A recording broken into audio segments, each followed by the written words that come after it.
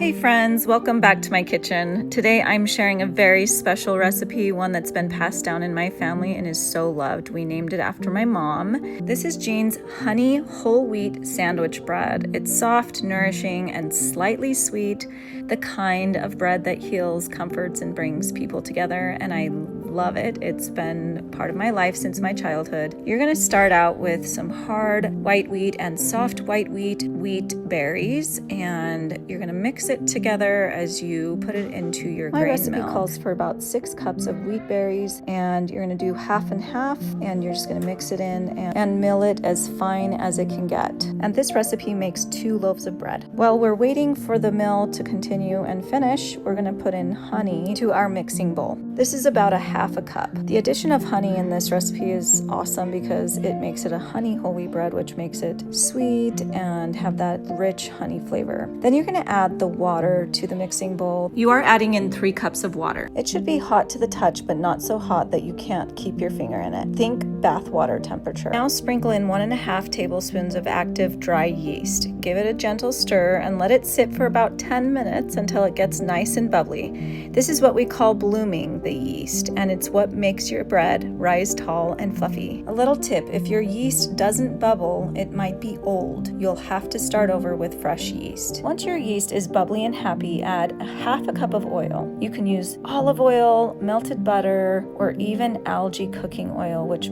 all have very mild tastes. You might get a hint of the olive oil taste if you use that, but use a mild version if possible. You can find a link to the algae cooking oil in the link in the description. It's healthy, it has a high smoke point, and it's a perfect cooking oil for your toxin-free kitchen. Now it's time to add in those 6 cups of freshly ground flour. If you don't have your own mill, you can add in white whole wheat flour from the store. I like the King Arthur brand, preferably organic. Make sure you are using your dough hook on your KitchenAid and add the flour a little bit at a time as it continues to combine and knead.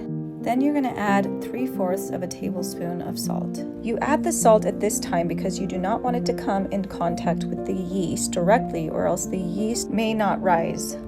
Now you're going to mix it for 5 minutes. This gives the gluten time to develop and starts building structure into your bread. Now add the last 2 cups of flour. This is where I switch to organic white bread flour. This helps lighten the loaf just enough without sacrificing that whole grain goodness.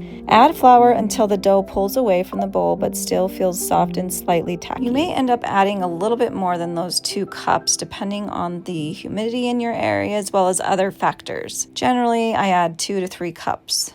Don't over flour. A little stickiness is better than a dry, dense loaf. Now you need to knead for 3 more minutes. Then turn your dough out onto an oiled surface. Again, I'm using the algae cooking oil for this because it is healthy. It has minimal taste, very mild, and is super good for you. You're gonna form the dough into a nice little ball, then you're gonna place a towel over it and allow it to rise for about 30 minutes. It's gonna puff up a bit and get even more elastic. Now you're going to add some oil to your pans. I like to use stainless steel pans. My mom uses Teflon coated pans. You're gonna add oil, but I like to use stainless steel and parchment paper. The parchment really does help with just like a little square or rectangle in the bottom of your pans. Okay, after about 30 minutes, the dough has risen a little bit bigger. We're gonna cut it in half and form our loaves. You'll want to gently shape the dough into a loaf. Press it into a greased bread pan, making sure to work out any air bubbles as you go.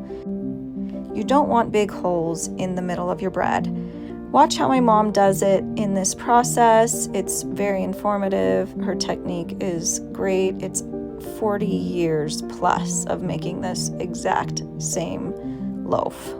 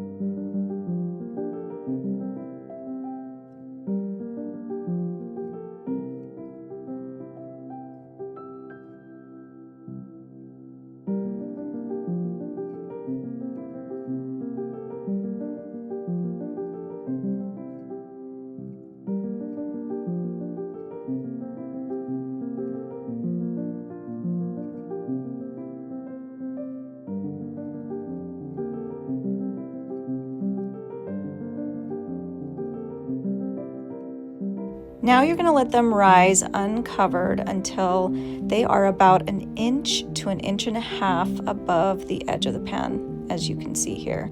It usually takes 30 to 45 minutes depending on your kitchen temperature. While it's rising, you're gonna wanna preheat your oven temperature to 325 degrees. Then when it's ready, you're going to bake for 35 to 45 minutes or until your loaf is a deep golden brown and sounds hollow when tapped. Usually it's closer to 35 to 37 minutes. Isn't that beautiful? The smell is incredible, warm, sweet, and nutty from the wheat. Let it cool before slicing if you can resist. We usually can't. This is more than just a loaf of bread. It's tradition, it's healing, so many memories for me and my family, and it's love in every bite. From our family to yours, I hope you enjoy Jean's honey whole wheat bread as much as we do. This fresh milled loaf contains 40 of the 44 essential nutrients, vitamins, and minerals, and it is incredible tasting. Your kids will love it. Everyone will love it. It is a perfect loaf of bread. Don't forget to like and to subscribe and share this recipe with someone you love. My mom was my ultimate inspiration for this lifestyle. I grew up with fresh milled bread. I love her dearly. Thank you, Mom, for sharing this recipe with the world.